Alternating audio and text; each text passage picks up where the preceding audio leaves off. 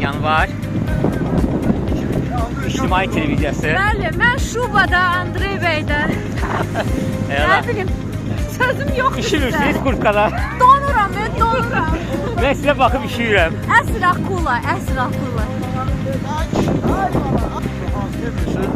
Yaxşısı budur verilişin, çünki neydi? Çox sağ ol, görüşürüz.